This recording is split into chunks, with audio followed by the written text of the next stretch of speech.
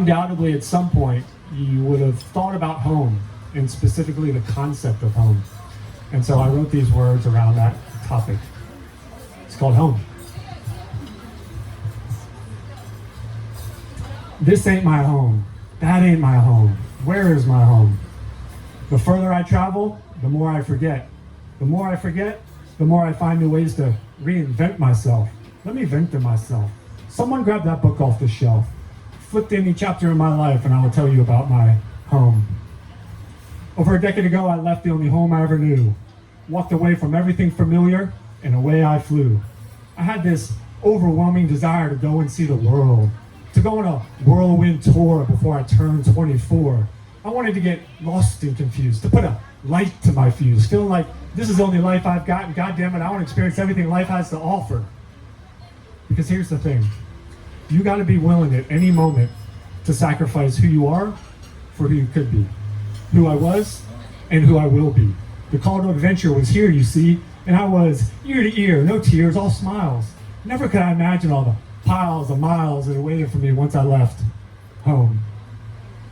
I learned Japanese in Japan, ran a business in China, got robbed in Ho Chi Minh, escaped a riot in Uganda, hitchhiked Peru, crashed a motorbike in Kathmandu, contracted malaria in Cambodia, and tasted the cocaine in Colombia. And at the end of all those adventures, people would ask me a tricky question. Bro, when are you going home? You see, the problem with that question is, after I left home, I came to learn that home is not a place you can leave. The U.S. had always been my home until I realized can't see my home. Was I not at home bantering with the touts of Egypt like they were my brothers? Was I not at home when that Japanese girl picked up a piece of chalk and showed me how to write the word for love? Was I not at home when that Vietnamese family took me in after I'd been unwillingly relieved of all my belongings? Was I not at home sitting for 10 days in silence with 120 strangers in Burma? Home.